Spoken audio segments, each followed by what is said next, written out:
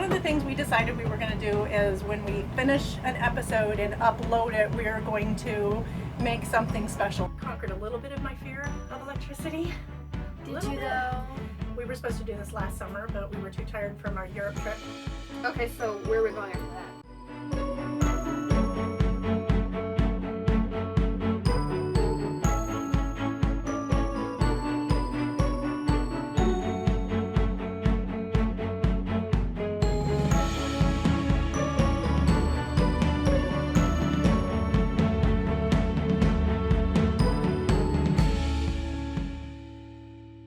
So what are we doing today?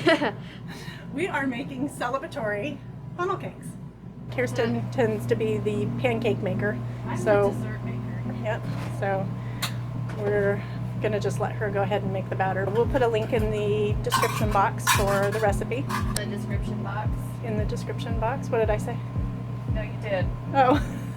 Just sounded funny. In a large bowl. What does the recipe say? Oh, how much milk? 1.5 cups. I'm bored. I'm watching my tablet. I'm watching this.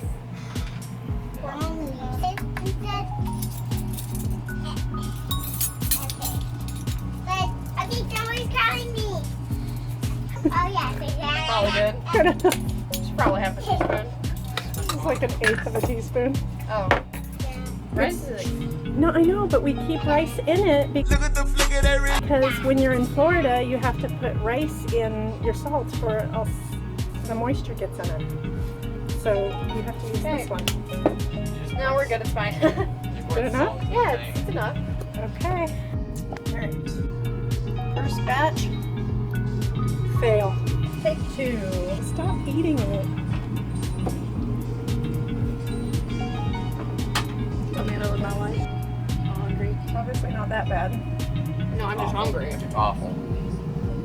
Fail. I mean, that is so disgusting. Oh, It's not really celebratory from a pancake. What the? It's a pancake. What's the problem? It's It's a literally... deep fryer pancake. It's really disgusting. It's not from a pancake. This should be our thumbnail. Yes, and today I am being recorded. This is Kamden. Say hi, brother. Hi. Shut up. This is Kiersten. Say hi, Kiersten. Okay. She's a natural. Okay, goodbye. Hey guys, what's up, guys? It's going. Get it there. Let's go, guys. Come on, Take 3. Take 4. Take 5.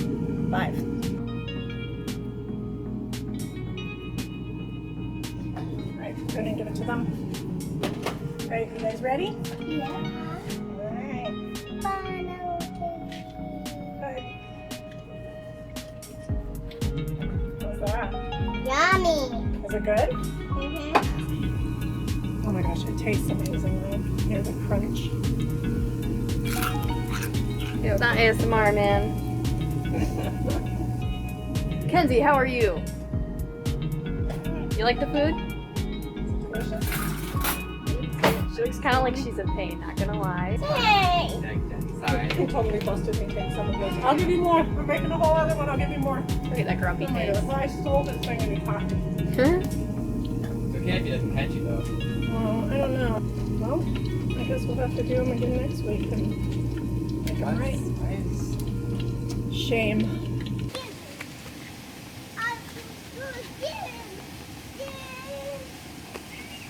Can I see? Can I go down and see? Can you see the water? You can too. Yeah, in the pond, so you're gonna be all wet. You fall down there, and water until you get wet and dirty. Yeah. You know we love it. Ooh, that's a very hot one though. But be careful, don't fall. I'm not going to do. Wow. Mom, do you love it?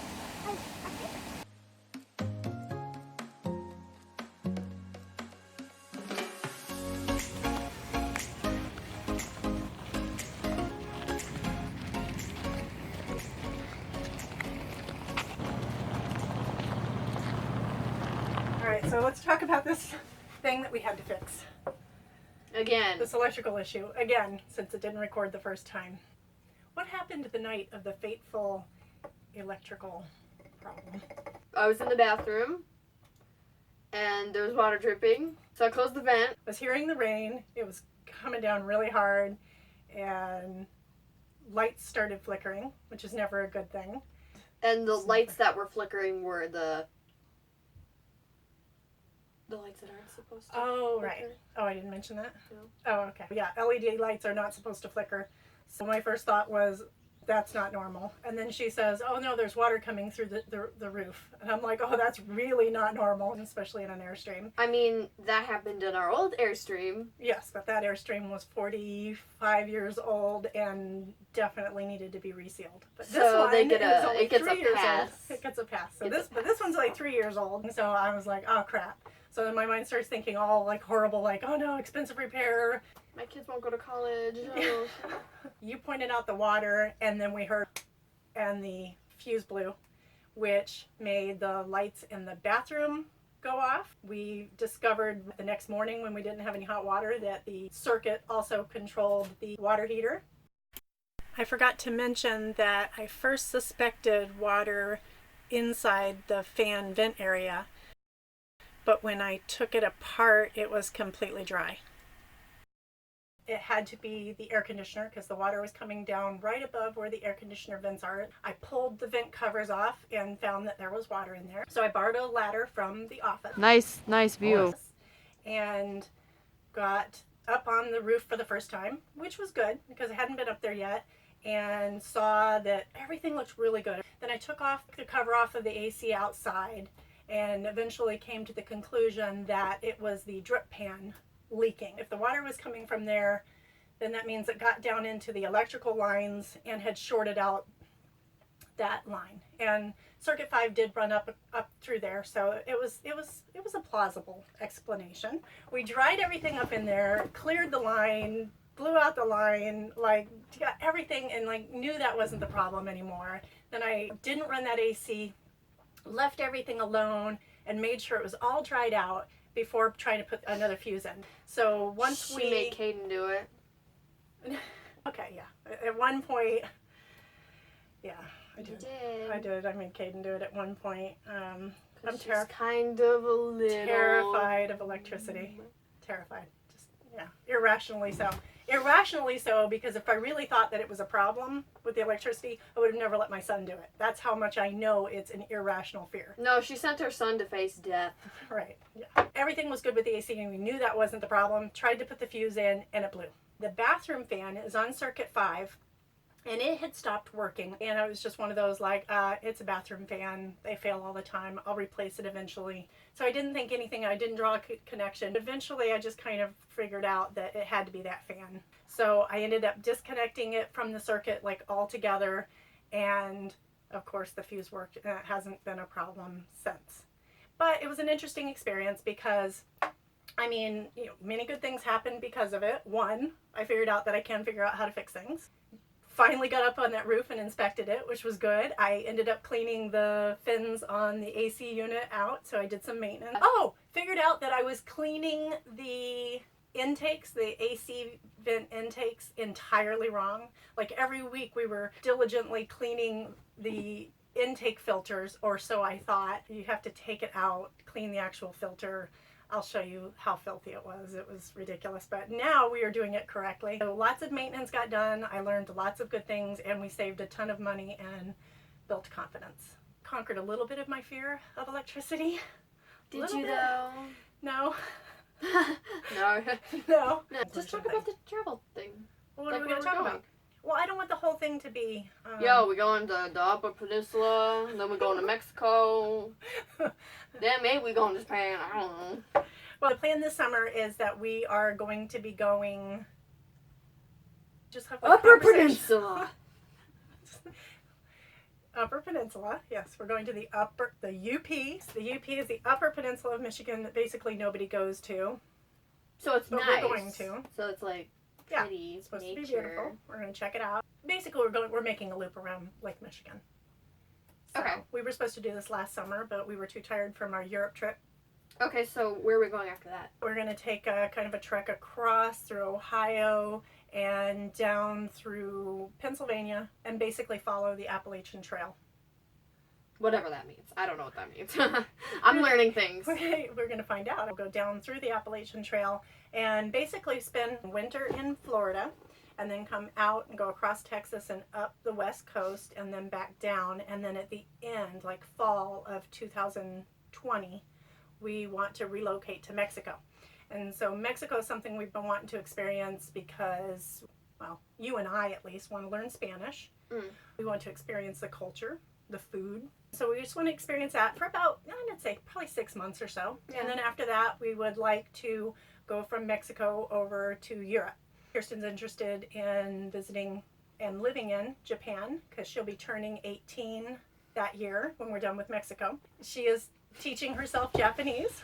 I don't know if I was supposed to say that or not, but Kiersten is teaching herself. The TV speaks in Japanese, you understand what they're saying, and then you say something back and the TV understands you. I would say you've learned some Japanese. Oh yes, I asked Alexa what her favorite cake was in Japanese, and she's like, it's cheesecake, and I was like, oh, me too. Sorry, I don't know that.